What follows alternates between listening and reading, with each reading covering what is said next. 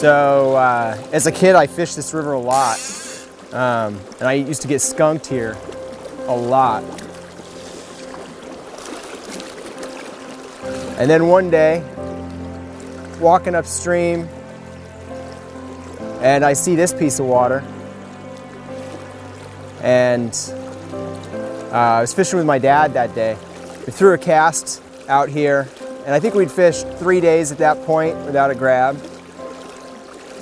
In my memory, we hooked 5 fish here that day, and that probably was like more fish than I'd seen that whole winter.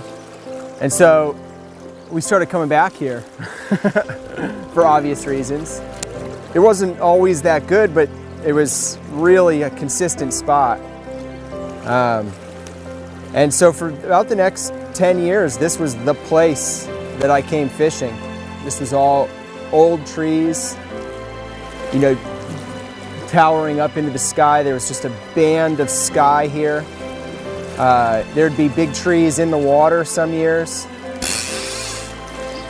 And this was a really lonely place. One day I drove in expecting it to be like it was when I had been here 2 weeks before, and there was a cable running from the top of one mountain down across the river to a big bulldozer parked right where I usually park to come in. The chainsaws were running, and the trees were falling, and I couldn't fish here because the cable coming over the water, and the guys were up here on this slope cutting the trees. I turned around and left, came back a couple days later, and they were all done cutting, and I didn't even recognize the place. And I kept fishing here after that, for quite a bit. But every time I came, my blood pressure went up. Even if I caught a fish, I didn't get that feeling that I used to get, of kind of being away from everything. And so I pretty much stopped coming back. This is like a family spot too. I mean, this is my dad and I. We didn't fish together a lot when I was a kid because he worked a lot. But once I got to be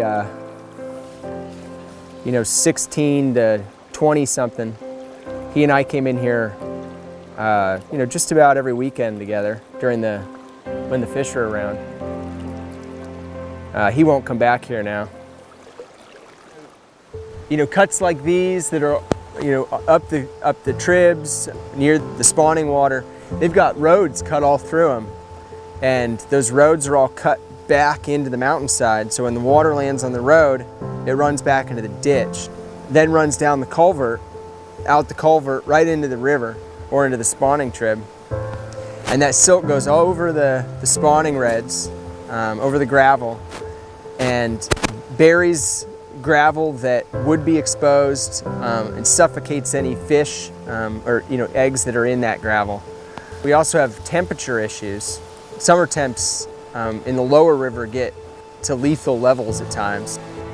As you can see, there used to be a lot more shade on the river. Now, when the sun's out, it's, the sun is on the water, a lot more of the time. The company that owns this land has no intention of logging for a long time here. Their only intention is to get as much wood out of here as they can in the immediate future. The day they cut it was pretty sad, but it wasn't too long later that I came in and they were putting the herbicide down. The way they do that is they fly a helicopter with these big booms out the side, and they blanket the clear cuts with herbicide. Today, if you were to take a measurement in any of the water around here of herbicide, you'd find very little. But on those days after they spray, all the tribs and the river itself is flowing with toxic levels of herbicide. I think seeing that helicopter, hearing that helicopter, that was probably the day I realized I didn't want to be coming back. I grew up in logging country, so when I talk about logging, I don't mean to say bad things about loggers. Loggers are people working hard for a living. But this place isn't owned by the loggers. It's owned by a big company who pays those loggers just what they have to get them to work, and then cuts every tree everywhere and ships it somewhere else. Logging in this part of the world is really about everybody losing except for the few people who own stock in that company. In all honesty, now we're about 7 years from the cut, and the trees are about 6 to 8 feet tall over there. And now I'm thinking about my kids. It's another 15 years from now, which is just a blink of an eye, and this might feel something like it used to. The trees won't be ancient like they were when I was here, but it might be a special place again. So I guess I feel cautiously optimistic. I just hope that there's still fish around then. The solution that we've had for going on 100 years here is a hatchery. Ooh, there he is. Yep.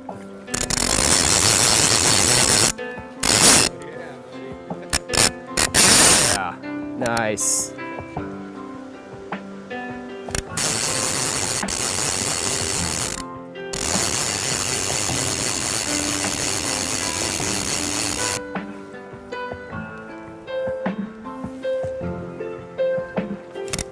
Nice. It's a hen.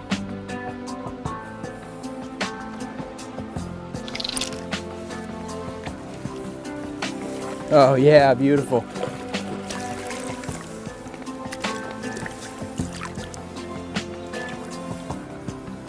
Oh, what a beautiful fish. About 5 pounds.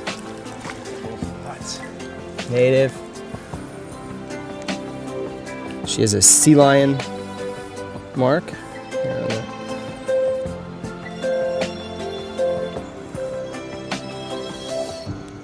What a special fish. God, every one of them is unique. That brings me back, man. Still here. Yeah, still around. I mean, that's just a testament to how resourceful the species is, I mean, we've been logging, gill netting, fishing for 100 years on this river. And for the first years of records, there were gill nets across the whole river at some times. And yet there's still fish here. That's why I feel optimistic, if we play our cards right in the next 10 or 15 years, I think we'll be far enough out of the resource extraction only mode in the Northwest, and we'll have a real chance to recover fish. Oh, that's so good, man. It never gets old.